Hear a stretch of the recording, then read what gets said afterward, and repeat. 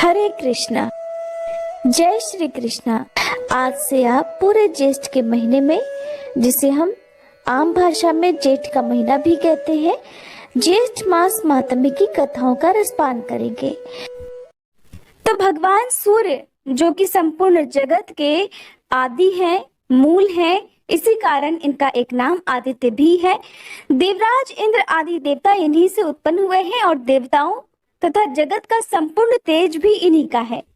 अग्नि में दी गई आहुति सूर्य नारायण को ही प्राप्त होती है, इसलिए आदित्य से ही वृष्टि उत्पन्न होती है। वृष्टि से अर्थात वर्षा से अन्न उत्पन्न होता है और अन्न से प्रजा का पालन होता है।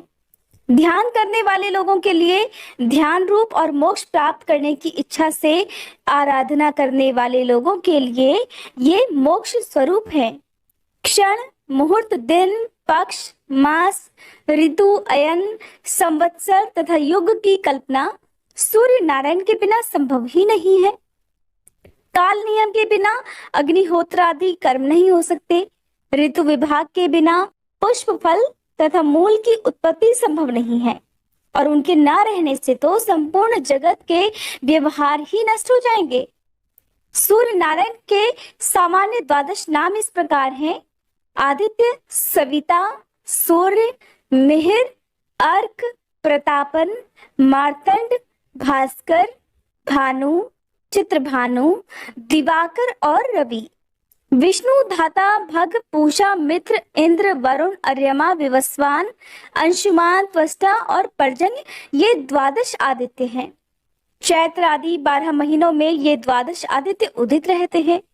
चैत्र मास में विष्णु, वैशाख मास में अर्यमा, ज्येष्ठ में विवस्वान, आषाढ़ में अंशुमान, श्रावण में पर्जन्य और भाद्रपद में वरुण, आश्विन में इंद्र, कार्तिक में धाता, मार्गशीर्ष में मित्र, पौष में पूषा, माघ में भग और फाल्गुन में त्वष्टा नाम के आदित्य तपते हैं।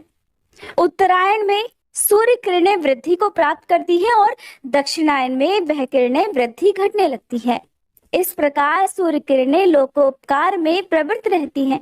जैसे स्फटिक में विभिन्न रंगों के प्रविष्ट होने से वो अनेक वर्णों का दिखाई देता है, जैसे एक ही मेघ आकाश में अनेक रूपों का हो जाता है, और गुण विशेष से जैसे आकाश से गिरा हुआ जल भूमि के रस वैशिष्ट से अनेक स्वाद और गुणों वाला हो जाता है। जिस प्रकार एक ही अग्नि ईंधन भेद के कारण अनेक रूपों में विभक्त हो जाती है, और जैसे वायु पदार्थों के संयोग से सुगंधित और दुर्गंध युक्त हो जाती है, जैसे ग्रहाग्नि के अनेक नाम हो जाते हैं, उसी प्रकार एक सूर्य नारायण ही ब्रह्मा, विष्णु और शिव आदि अनेक रूप धारण करते हैं। इसलिए इनकी भक्ति अनेक प्रकार से करनी चाहिए। इस प्रकार जो सूर्य नारायण को जानता है वह रोग तथा पापों से शीघ्र ही मुक्त हो जाता है। पापी पुरुष की सूर्य नारायण के प्रति भक्ति कभी नहीं होती।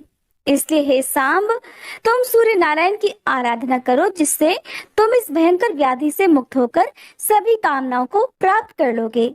अब जानिए भगवान सूर्य के परिवार के बारे में। सुमंतु मुनि कहने लगे, हे राजन, सांब ने नारद जी से पुनः पूछा, हे महामुने, आपने भगवान सूर्य नारायण के अत्यंत आनंदप्रद महात्म्य का वर्णन किया, जिससे मेरे हृदय में उनके प्रति दृढ़ भक्ति उत्पन्न हो गई। अब आप भगवान सूर्य नारायण की पत्नी महाभागा, रागी और निक्षुभा तथा दिंडी और पिंगल आदि के विषय में भी बताइए। तब नारद जी कहने लगे, सांब, भगवान सूर्य नारायण की रागी और निक्षुभा नाम की 2 पत्नियां हैं। इसमें से रागी को द्यौ अर्थात स्वर्ग और निक्षुभा को पृथ्वी भी कहा जाता है। शुक्ल सप्तमी तिथि को द्यौ के साथ और मार्ग कृष्ण पक्ष की सप्तमी तिथि को निक्षुभा अर्थात पृथ्वी के साथ सूर्य नारायण का संयोग होता है, जिससे रागी द्यौ से जल और निक्षुभा पृथ्वी से तीनों लोकों के कल्याण के लिए अनेक प्रकार की सस्य संपत्तियां अर्थात अन्न उत्पन्न होता है।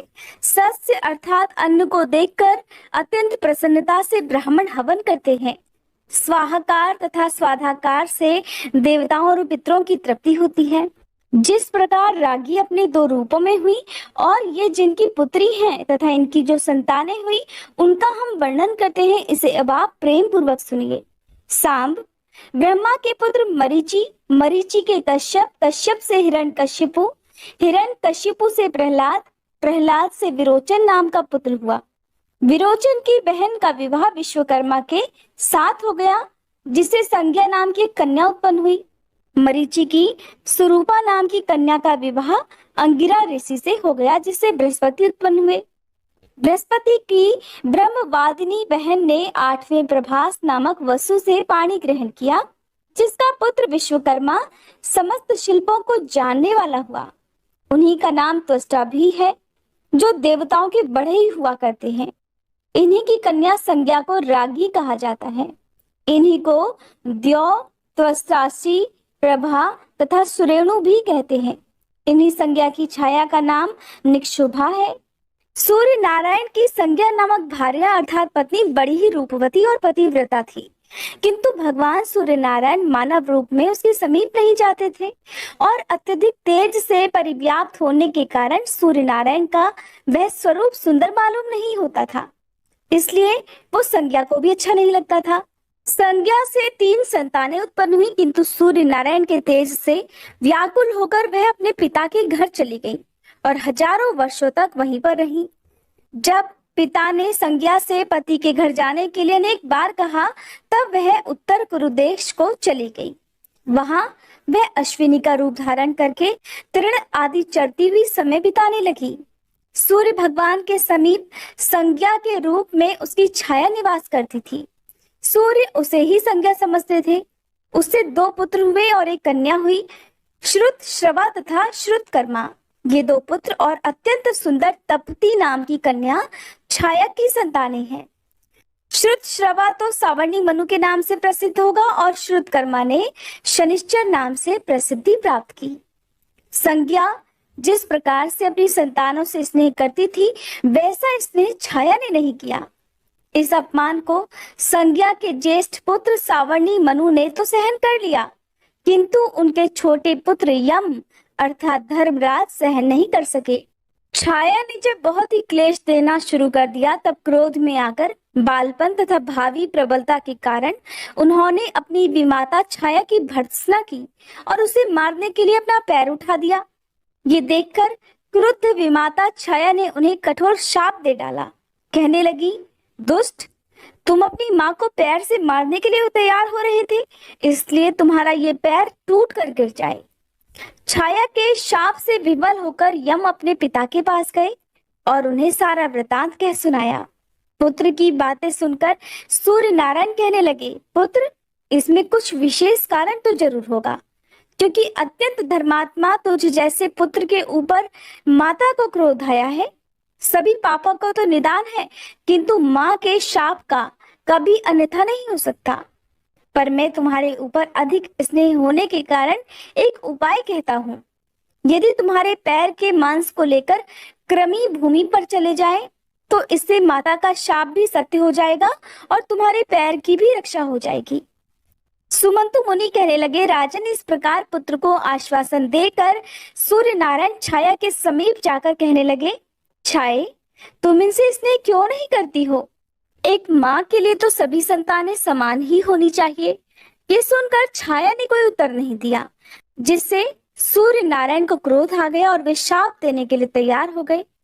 छाया भगवान सूर्य को क्रुद्ध देखकर डर गई और उसने अपना संपूर्ण वृतांत बतला दिया। तब सूर्य अपने ससुर विश्वकर्मा के पास गए। अपने जामाता सूर्य को क्रोधित देखकर विश्वकर्मा ने उनका पूजन किया तथा मधुर वचनों से उन्हें शांत किया और कहने लगे, देव, मेरी पुत्री संज्ञा आपके अत्यंत तेज को सहन न कर सकने के कारण वन को चली गई है और वह आपके उत्तम रूप के लिए वहां पर महान तपस्या कर रही है। श्री ब्रह्मा जी ने मुझे आज्ञा दी है कि यदि उनकी अभिरुचि हो तो तुम संसार के कल्याण के लिए सूर्य को तराशकर उत्तम रूप बनाओ।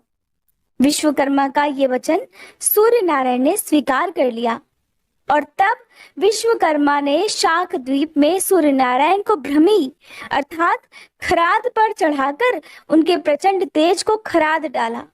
जिससे उनका रूप बहुत कुछ सौम्य बन गया। सूर्य नारायण ने भी अपने योग बल से इस बात की जानकारी की कि संपूर्ण प्राणियों से आदर्श हमारी पत्नी संज्ञा अश्विनी के रूप को धारण करके उत्तर कुरु में निवास कर रही है। अतः सूर्य भी स्वयं अश्व का रूप धारण कर उसके पास आकर मिले। फलतः फिर बाद में अश्विनी से देवताओं के वैद्य जुड़वा अश्विनी कुमारों का जन्म हुआ, जिनके नाम है नासत्य और दस्र। इसके बाद सूर्य नारायण ने अपना वास्तविक रूप धारण किया। उस रूप को देखकर संज्ञा अत्यंत प्रीति से प्रसन्न हो गई और वह उनके समीप चली गई। फिर संज्ञा से रेवंत नाम का पुत्र उत्पन्न हुआ, जो कि भगवान सूर्य नारायण के समान ही सौंदर्य संपन्न था। इस प्रकार सावर्णी, मनु, यम, यमुना, शनि, तपती, 2 अश्विनी कुमार, वैवस्वत, मनु और रेवंत, ये सब सूर्य नारायण की संतानें हुई। यम की भगिनी यमी यमुना नदी बनकर प्रवाहित हुई। सावर्णी 8वें मनु होंगे। सावर्णी मनु मेरु पर्वत के पृष्ठ प्रदेश पर तपस्या कर रहे हैं। सावर्णी के भ्राता शनि एक ग्रह बन गए और उनकी भगिनी तपती नदी बन गई, जो विंध्यगिरी से निकलकर पश्चिमी समुद्र में जाकर मिल जाती है। और इस नदी में स्नान करने से बहुत ही पुण्य प्राप्त होता है। सौम्या नदी से तप्ती का संगम और गंगा नदी से वैवस्वती यमुना का संगम होता है। दोनों अश्विनी कुमार देवताओं के वैद्य हैं, जिनकी विद्या से ही वैद्यगण भूमि पर अपना जीवन निर्वाह करते हैं। सूर्य नारायण ने अपने समान रूप वाले रेवंत नामक पुत्र को अश्वों का स्वामी बनाया। जो मनुष्य अपने गंतव्य मार्ग के लिए रेवंत की पूजा करके प्रस्थान करता है, उसके मार्ग में कभी क्लेश नहीं होता, उसके मार्ग में कभी कोई संकट नहीं आता। विश्वकर्मा जी के द्वारा सूर्य नारायण को खराद पर चढ़ाकर जो तेज ग्रहण किया गया, उससे उन्होंने भगवान सूर्य की पूजा करने के लिए भोजकों को उत्पन्न किया। जो अमित तेजस्वी सूर्य नारायण की संतानोत्पत्ति की इस कथा को सुनता अथवा पढ़ता है, वह सभी पापों से मुक्त होकर अंत में सूर्य लोक को प्राप्त हो जाता है। जय श्री कृष्णा।